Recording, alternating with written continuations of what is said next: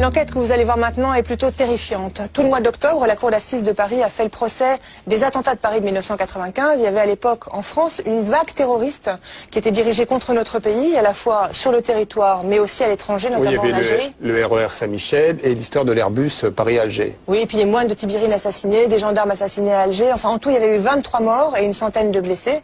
C'était une vague d'attentats qu'on avait attribuée au GIA, le groupe islamique armé de Jamel Zitouni. En tout cas, ça, c'était la version officielle. Oui, parce que ce que révèle Jean-Baptiste Rivoire, un journaliste de 90 minutes qui travaille sur ces questions depuis des années, c'est que ce groupe-là, et Jamel Zitouni en particulier, était en fait contrôlé par les services secrets algériens.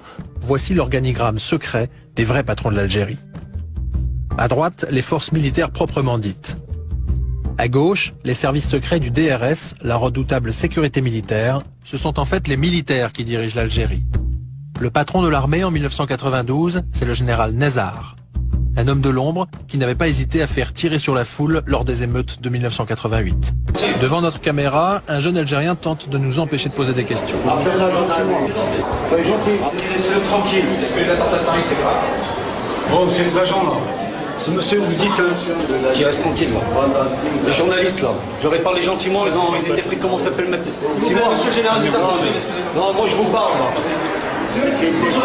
Maintenant que vous sautiez sur quelque chose, un fétu une étincelle comme ça, et vous portez des jugements sur les gens, ça je vous l'interdis. Vous savez que l'armée a infiltré les GIA? Je vous l'interdis. Alors la question suivante à laquelle il essaie de répondre, c'est quel intérêt pouvaient avoir les services secrets algériens à tenir dans leurs mains un terroriste de cette nature.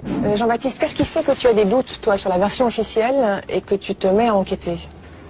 En fait, ça commence en 97. Tu sais, il y a eu des gros massacres de civils en Algérie qui ont beaucoup choqué tout le monde parce que c'était fait aux portes des casernes. Alors Alger disait c'est les islamistes, mais on avait un peu des doutes. Et à ce moment-là, il y a des officiers des services secrets algériens, un peu dégoûtés, qui balancent dans la presse européenne que les massacres, l'armée est impliquée et que les bombes à Paris avaient été commanditées par les services secrets algériens. Donc ça, c'est novembre 97. Donc là, on commence à se dire qu'est-ce que c'est que cette histoire.